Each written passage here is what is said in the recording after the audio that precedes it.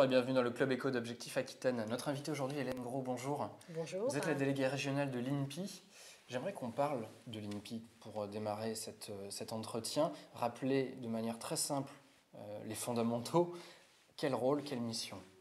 Alors l'INPI, c'est l'Office français en charge de la délivrance des titres de propriété industrielle, c'est-à-dire les brevets pour protéger l'innovation technologique, les marques pour protéger le capital image de l'entreprise et les modèles pour protéger l'aspect esthétique de l'entreprise. Donc si je veux protéger cela, je m'adresse à l'INPI en France. C'est donc notre premier rôle. D'accord. Quels sont les mécanismes que vous pouvez mettre en place pour aider les entreprises dans ces démarches? Alors bien sûr, on va avoir une mission d'accueil et d'information. Tout le monde ne connaît pas comment ça marche. Donc on va avoir la mise en place notamment d'informations dès lors qu'une marque est déposée à l'INPI, elle est publiée. La même chose pour un brevet. Donc on va avoir des bases de données qui vont permettre à tout créateur, à tout innovateur de consulter de façon libre et gratuite toutes les bases de données. Ça, c'est une première aide. Ensuite, bien sûr, on va recevoir en rendez-vous personnalisé les créateurs et les porteurs de projets. L'INPI Aquitaine, c'est une équipe de 7 personnes, 3 chargés d'accueil et d'information qui, tous les jours, par mail, par téléphone, vont pouvoir donner des renseignements et par réception d'accueil physique. 2 ingénieurs brevets qui vont recevoir plus spécifiquement les innovateurs dans le domaine technologique. Et puis une juriste, mon adjointe, qui là va être plus sur les questions de droit d'auteur, de marque et de modèle. D'accord. Combien de brevets déposés en 2012 en Aquitaine? Alors, au niveau des chiffres, on va peut-être parler un petit peu au niveau national avant de positionner la région, puisque l'INPI vient de communiquer ces chiffres au niveau national. Donc, au niveau des brevets, au niveau national, on est à 16 600 brevets déposés, relativement stable, on pourrait même dire une légère baisse de moins 0,2. En Aquitaine, nous sommes à près de 460 brevets qui ont été déposés avec une adresse inventeur en Aquitaine.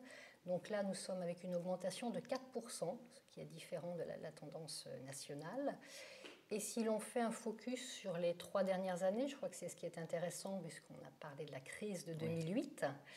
Crise en 2008, est-ce que ça a empêché ou non les entreprises de continuer à investir dans la propriété industrielle?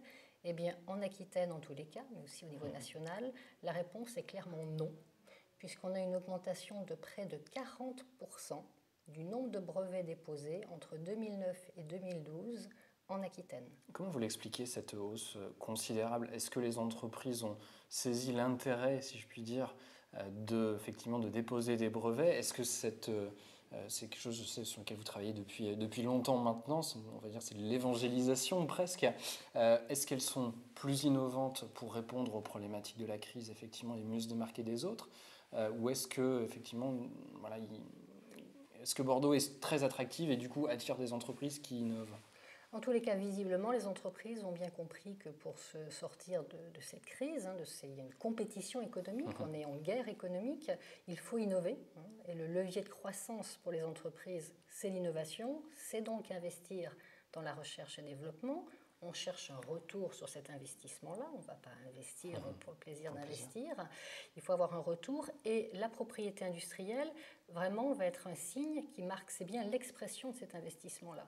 Donc les entreprises ont bien vu que l'innovation, c'était la porte de sortie.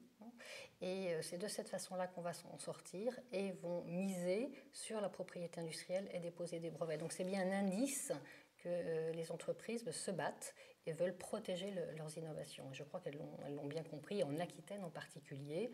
Il y a certainement un écosystème qui est très favorable aussi en la matière pour aider les entreprises. Ce travail de fond que vous menez depuis quelques années, effectivement, d'évangélisation, on le disait tout à l'heure, commence à porter ses fruits. Les entreprises ont vraiment saisi l'importance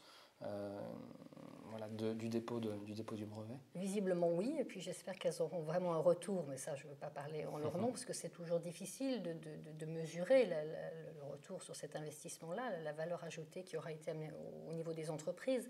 Les grands groupes l'ont bien compris, puisque depuis fort longtemps, les entreprises déposent des brevets. La moitié à peu près des brevets déposés en France le sont par les 50 premiers déposants, c'est très concentré.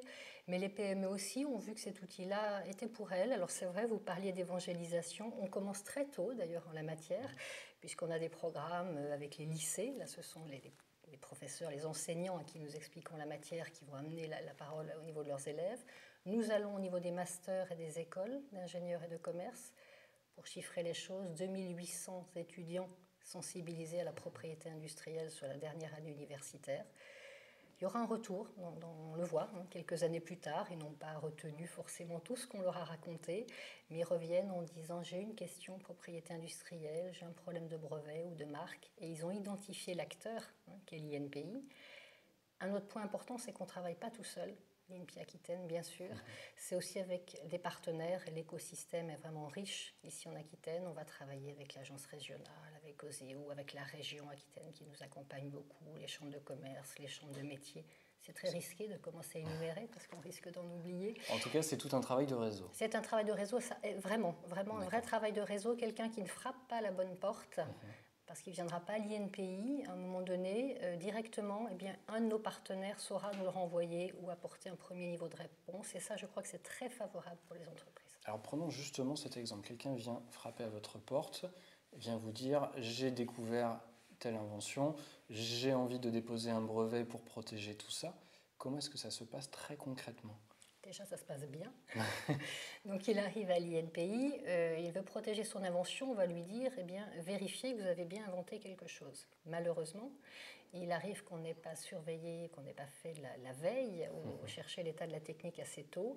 Donc, il est très important de regarder sur les bases de données si on n'a pas réinventé la roue ou l'eau tiède. Ça arrive parfois qu'effectivement, les gens viennent avec une idée particulièrement brillante qui en fait existe déjà depuis un petit moment. Oui, et là c'est difficile. D'accord. C'est difficile avec l'inventeur que l'on a en face de nous. Donc certains arrivent à très bien rebondir, vont pouvoir avoir des améliorations, mais c'est vrai qu'il est difficile de se retrouver dans ce cas-là parce qu'on a dépensé de l'argent, fait travailler un technicien ou un ingénieur en bureau d'études pendant quelques mois ou quelques années pour rien. Donc il est très important de le vérifier assez tôt. D'accord. Si ça, ce passage est correct, ensuite il va y avoir une rédaction de demande de brevet. On n'est pas obligé de passer par un conseil en propriété industrielle, mais ce sont vraiment les spécialistes les plus à même de bien rédiger une demande de brevet. Je dis souvent qu'une demande de brevet bien rédigée est très difficile à contourner. Donc il est important de bien la rédiger. Si elle est mal rédigée, ça n'est pas on le la cas. contourne facilement, D'accord. exactement. Donc il faut faire extrêmement attention à la matière. Et je vais donc déposer une demande de brevet devant l'INPI. Les taxes INPI, elles sont réduites de 50% pour les PME ou pour les personnes physiques. On est à moins de 300 € de taxes, ce n'est pas ce qui est élevé. En passant par un cabinet conseil, on va être à 3 000 à 4 000 € avec des aides là aussi possibles pour le premier brevet. Ça, c'est la partie française. Et puis ensuite, en fonction des pays dans lesquels on souhaite se protéger, on va aller devant les équivalents INPI, des pays pour lesquels on souhaite se protéger. D'accord. Pour conclure cette interview, un mot sur les prochains trophées INPI. Est-ce que vous pouvez nous en dire un petit peu plus ? Oui, merci. Alors, les trophées INPI de l'innovation auront lieu donc, cette année, en 2013, avec une remise qui se fera très probablement dans le cadre du forum Empreinte, qui aura lieu en octobre, dans les locaux de la Chambre de commerce et d'industrie de Bordeaux. Donc, nous allons récompenser 3 PME pour leur stratégie de propriété industrielle. Nous, les gens de l'INPI, on est convaincus que la propriété industrielle, c'est important, ça aide les entreprises, mais le mieux, c'est que les chefs d'entreprise en parlent eux-mêmes, avec leurs mots, avec leurs aventures, leurs mésaventures en la matière. C'est pour cela donc, que nous mettons en avant 3 PME et un laboratoire de recherche, n'oublions pas, en Aquitaine, qui vont donc recevoir ce trophée. Et c'est une opération qui a lieu en 2 étapes. Dans chaque région de France, il y a 3 PME et un laboratoire qui sont récompensés. Et tous ces lauréats concourent à la finale nationale avec une remise nationale qui, elle, se passe généralement début, alors la date n'est pas fixée encore, mais probablement début 2014 à Paris. D'accord. Hélène Gros, merci. Merci à vous. Et merci de nous avoir suivis dans le Club Éco.